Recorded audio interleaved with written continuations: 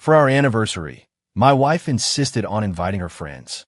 That's when her guy best friend, who I was meeting for the first time, got hammered. Hey, remember that one time we got wasted? He slurred, draping an arm over my wife's shoulders. We ended up taking a bath together. Was that at my place or yours? A chorus of suggestive whoops and whistles erupted from our friends. My wife, Ava, blushed, her tone more playful than angry. Dylan, what are you talking about? Look how much you've had to drink, saying crazy stuff in front of my husband. Dylan shot me a sideways glance. Hey man, friends are all about having a good time. Loosen up a little. Whoa, Dylan's got stories. Damn, Ava, you play for keeps. And with your husband right here. The eyes of Ava's friends all swiveled to me. I smiled. Slowly, I placed my knife and fork on the plate, dabbed my lips with a napkin, and then looked at Dylan Hayes. Since we're all playing for keeps. I paused, letting the words hang in the air. Then I guess I'll go big tonight, too. I picked up the half-full bottle of Royal Salute from the table, stood, and walked over to Dylan. The smug look on his face hadn't quite faded before a flicker of confusion replaced it. The next second, the heavy glass bottle met his temple with a clean, sharp impact. Crack! The sickening thud silenced the entire private room. Whiskey and blood streamed down Dylan's face. He clutched his head and let out a blood-curdling scream. Lucas, what the F is wrong with you? The room exploded into chaos and shrieks. Ava stared for a few seconds, then rushed to Dylan's side. Dylan, oh my God, are you okay?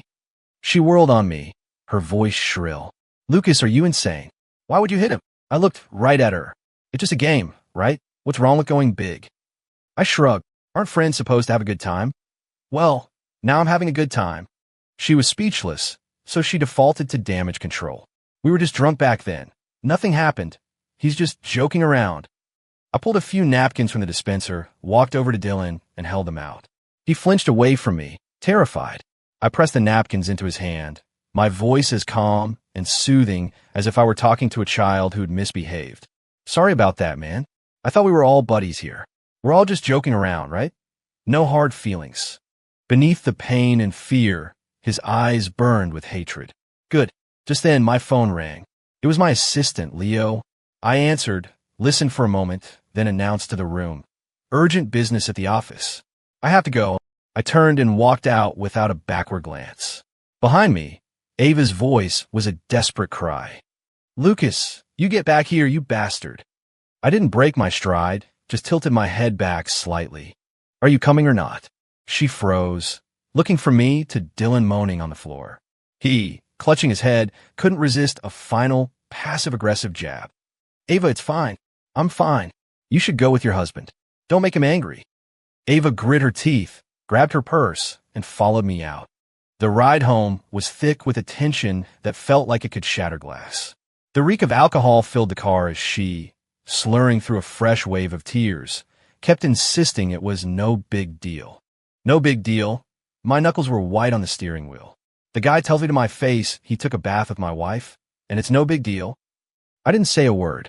Half an hour after we got home, Ava emerged from the bathroom, her eyes puffy and red. Lucas, what is your problem? Today is our wedding anniversary. Did you have to ruin it like this? You've completely humiliated me. I looked at her, my voice flat. So, she did remember what today was. Your humiliation. My question stopped her for a second, but she quickly found her footing. Did you have to hit him that hard? He's got a huge gash on his head. He needs stitches. Her voice rose. He's my only guy friend. What more do you want? Do you want to drive away everyone in my life until you're satisfied? Is that how much you need to control me? I finally lifted my eyes to meet hers. So, let me get this straight. He's allowed to casually humiliate your husband, and I'm supposed to smile and applaud him for it. That's not what I meant, she shot back, launching into a tantrum, her go-to tactic. But he's my best friend. We grew up together. Why can't you just be the bigger person? I stood up and walked toward the study. I had no interest in listening to this pointless noise. You have one night, I said, pausing at the door.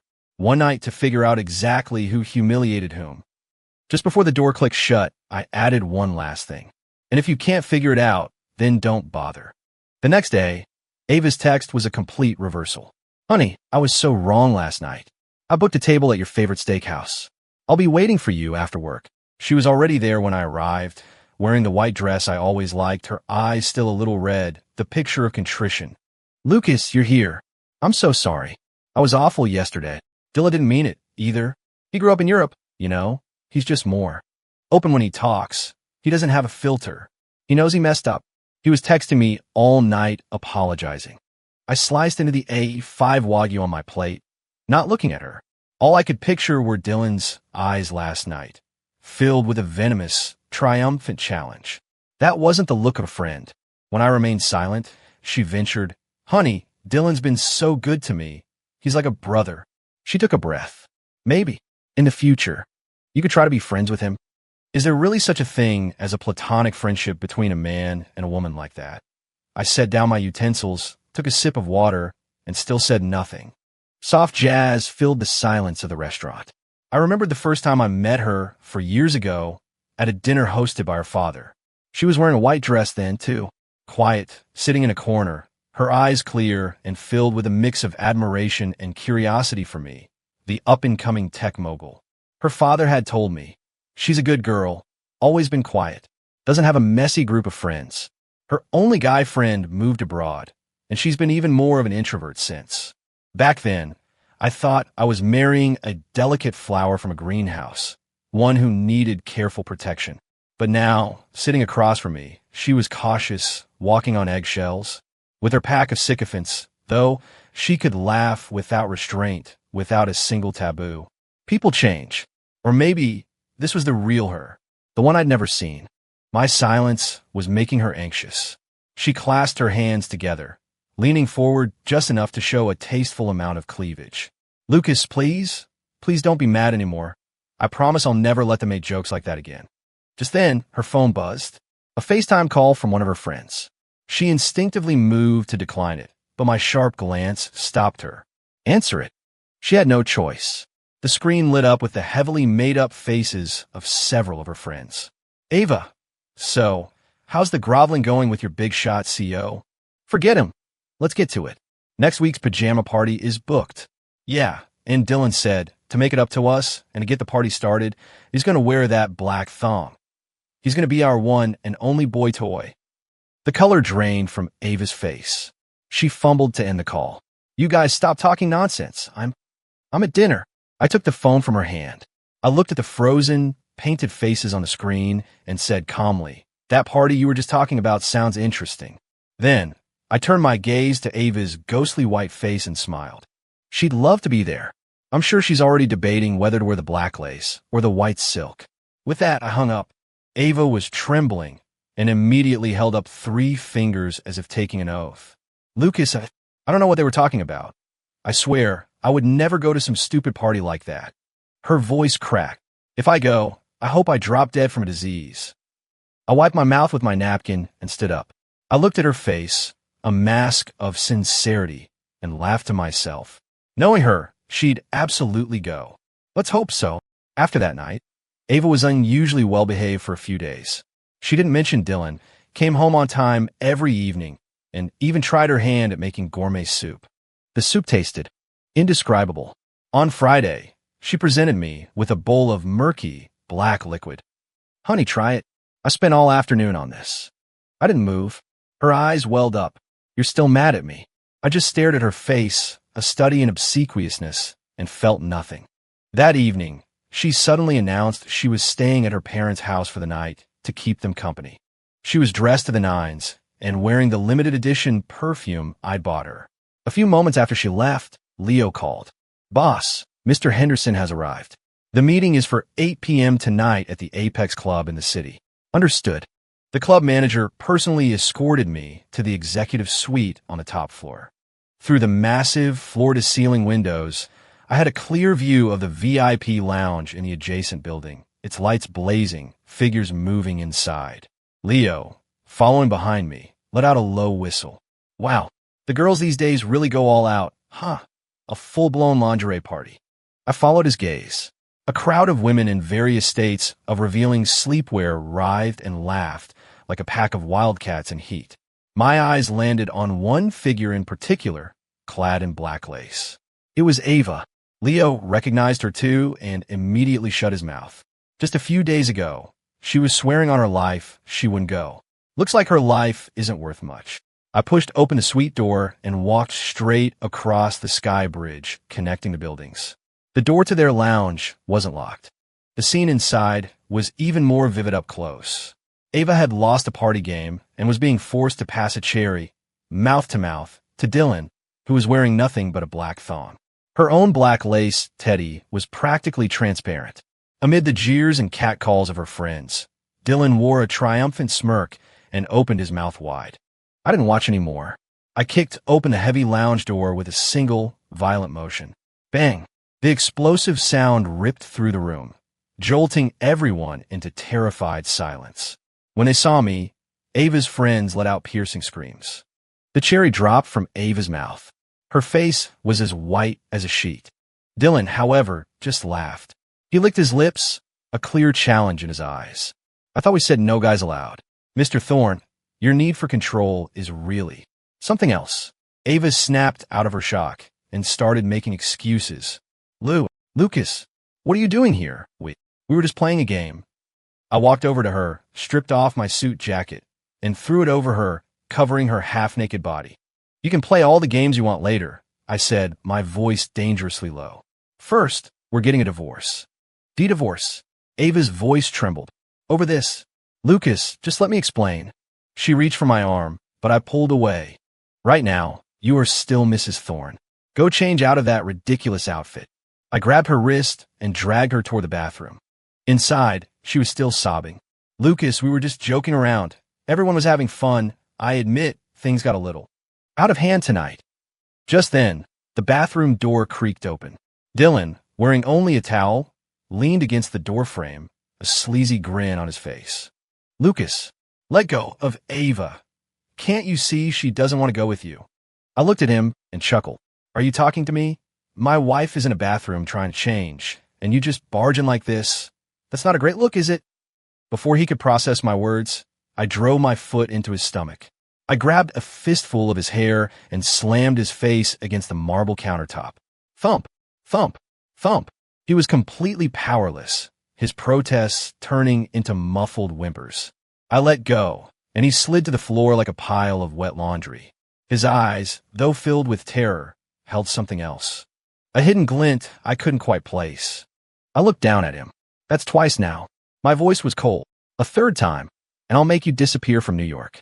Without another glance at a shell-shocked Ava, I smoothed out my shirt and walked out of the bathroom. Back in the executive suite, a woman in a powerful red pantsuit was sitting on the sofa, radiating authority. It was Isabella Chun, the biggest material supplier out of Chicago. Leo was in the middle of a presentation, and they were sharing a laugh. The door was thrown open violently. Dylan, clutching his still bleeding forehead, stormed in with Ava, who had changed back into her clothes. He pointed a shaking finger at me, his face a mask of vindicated glee as he addressed Isabella. Well, no wonder you were in such a hurry to leave. You had a little rendezvous set up. He turned his full attention to her. Ma'am, you need to see this man for who he really is. The guy you're meeting with just finished beating up his wife's friend and is now on a date with you, a violent, controlling maniac. Ava chimed in, tears instantly streaming down her face. Lucas, I was so wrong about you. We're not even divorced yet, and you're already lining up your next conquest. Dylan pulled out his phone, aiming it at me and Isabella. Let's show everyone what the great Lucas Thorne is really like. The man who pretends to be so above it all, cheating on his wife right in front of her. I just smiled. I ignored him and turned to Isabella. My apologies, Miss Chun. A small domestic issue. Please excuse the interruption. Then I gave Leo a look. He understood immediately. Mr. Reynolds, he said into his phone, his voice sharp, this is Leo Chun, Mr. Thorne's executive assistant. Is this how the Apex Club handles client privacy? Letting just anyone barge into a confidential business meeting with Mr. Thorne. He paused.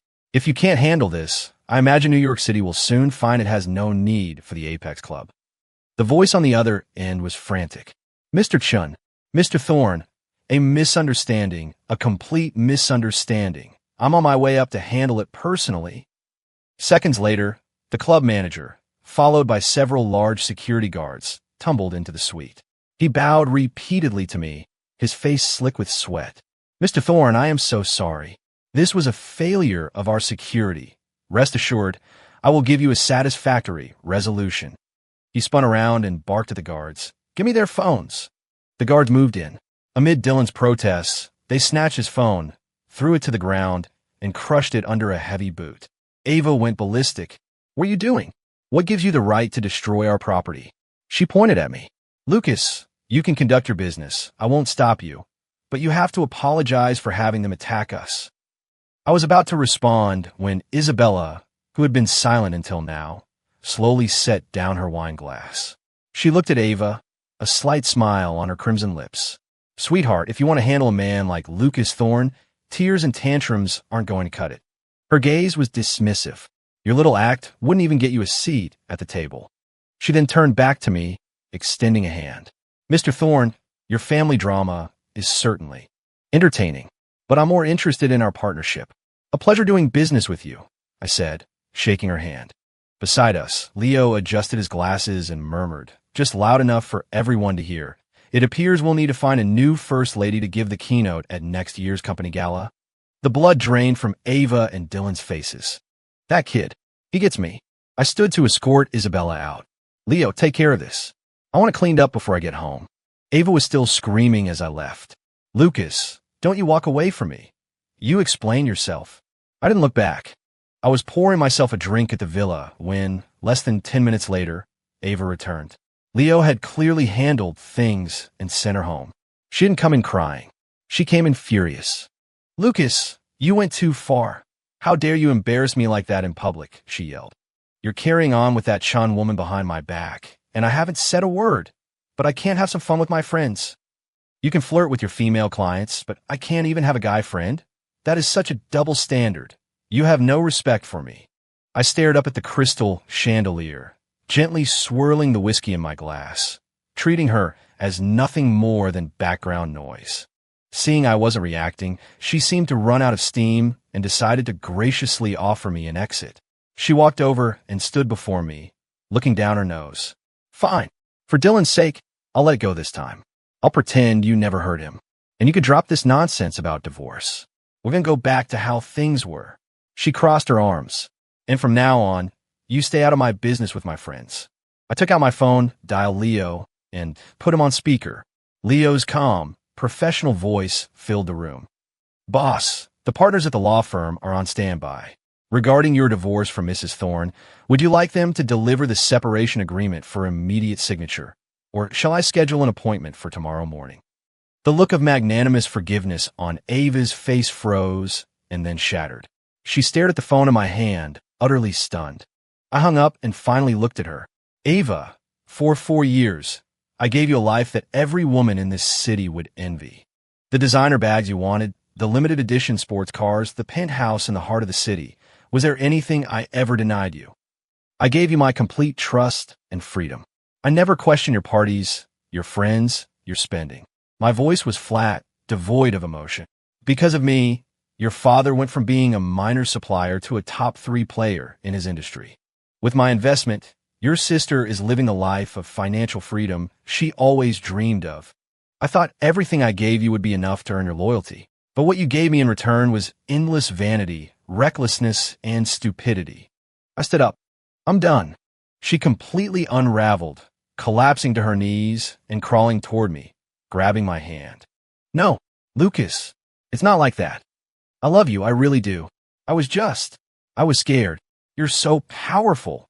I felt like I couldn't hold on to you. I was just trying to find some sense of self-worth with my friends." I pried her fingers off my arm, walked to the closet, and took out a trench coat. As I put on my shoes at the door, I said, "I'm staying at a hotel tonight. You and your friends can have this place. You can play your games and find all the self-worth you want." My hand was on the doorknob when I delivered the final blow. "Leo will be here in half an hour with the divorce papers. Sign them, and we can end this without a war." "If you don't," I said, opening the door, "you'll regret it." The sound of shattering porcelain and her hysterical screams followed me out. I didn't turn around. I just gently closed the door behind me. 2 days later, In the executive lounge of my hotel, Leo handed me a tablet. Boss, your wife and Dylan Hayes are trending. On the screen was a clip from one of the city's trashiest talk shows. Ava, Dylan, and her clique of friends were sitting on a couch, discussing the fourth kind of love, a bond beyond romance. The clip showed Dylan peeling shrimp for Ava, wiping her mouth, and even sweeping her up in a ridiculously dramatic princess carry when she tripped. The host asked Dylan if, as her best friend, he worried about her husband's feelings. Dylan looked into the camera with a soulful expression. Someone who truly loves her would want her to be happy, not lock her in a cage of marriage. Leo commented dryly, "Bold move, boss. They're trying to brand themselves as the independent woman breaking free and her devoted, platonic protector. They'll buy a few bots to sway public opinion, and you'll be painted as the fun-hating, controlling corporate villain.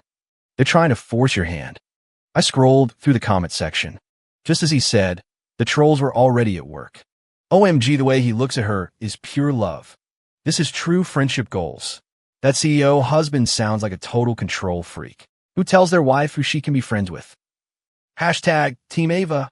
Leave the toxic husband and find true love. I laughed and closed the video. Let them. I turned to Leo. When someone is determined to self-destruct, not even a ghost can stop them. I gave him his instructions. Contact our European office. I want them to dig up everything on this Dylan Hayes from the day he was born until now, especially what he's been up to these past few years. I want it all.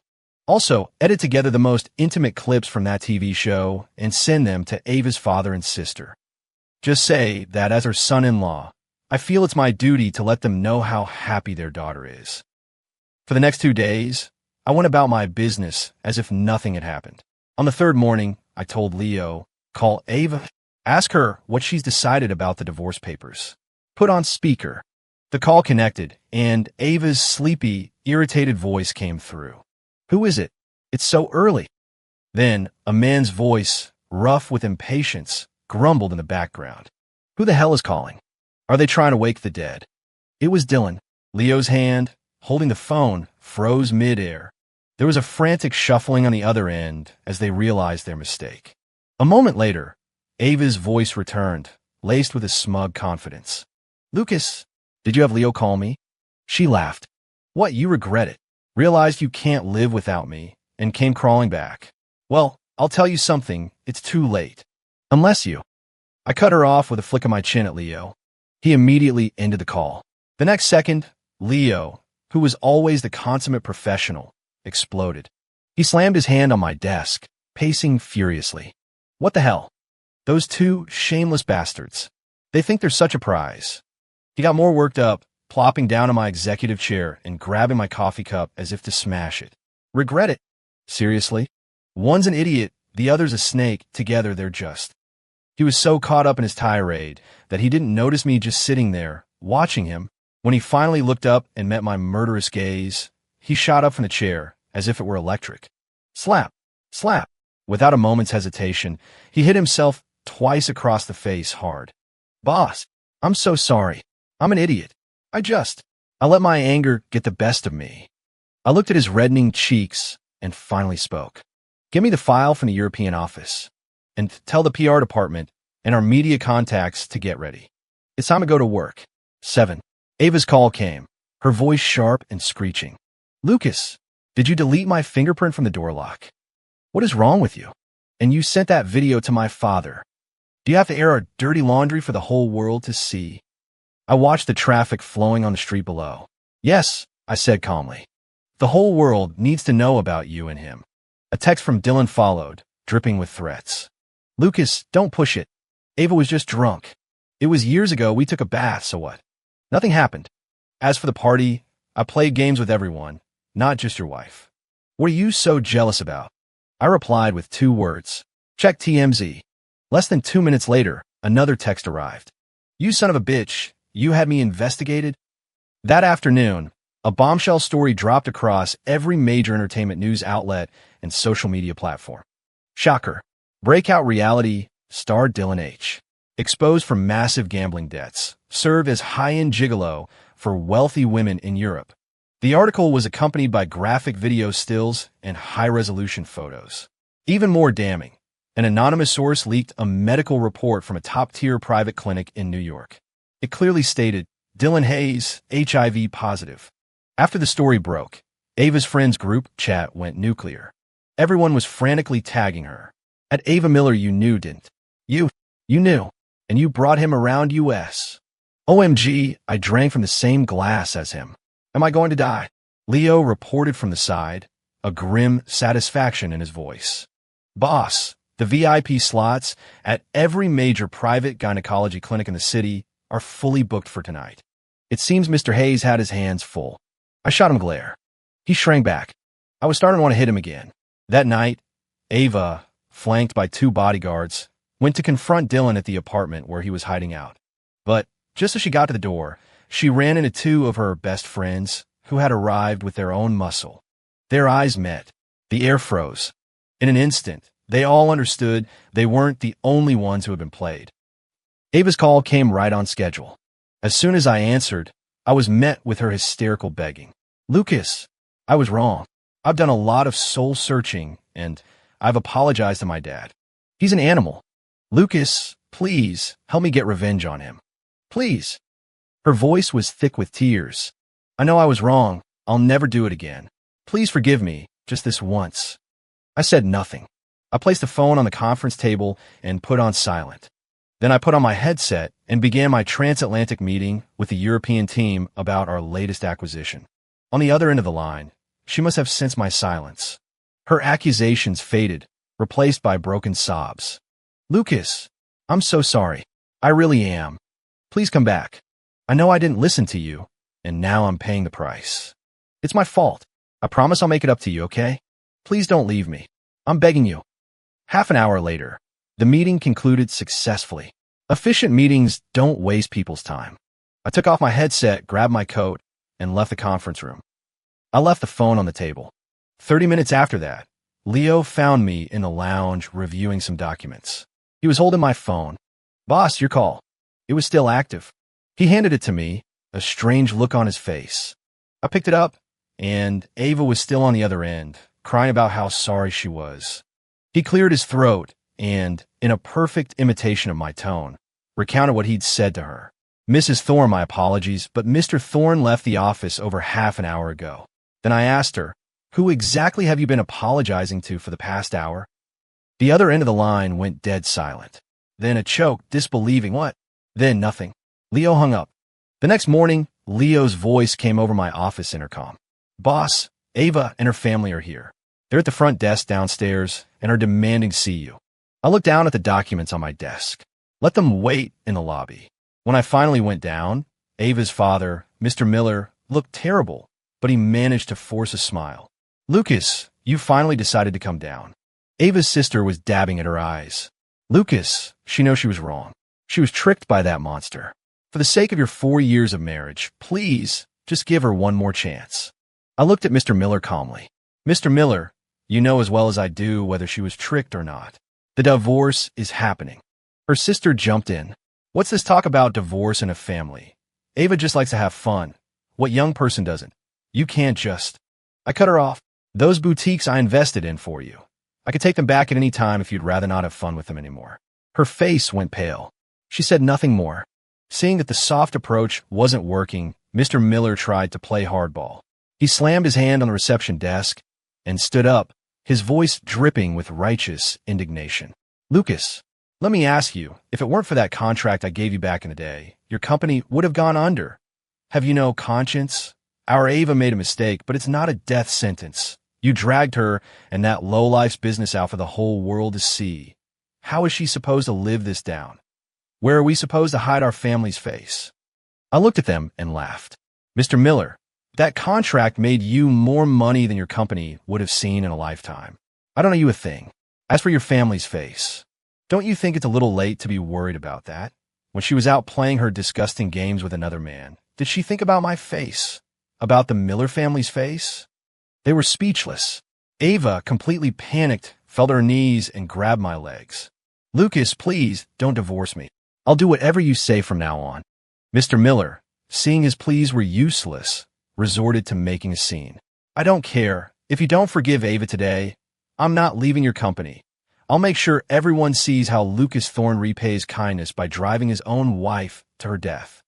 I ignored them and turned to Leo. It's about time. Play it. My voice was cold. Let's let everyone see exactly why I'm doing this. Leo nodded.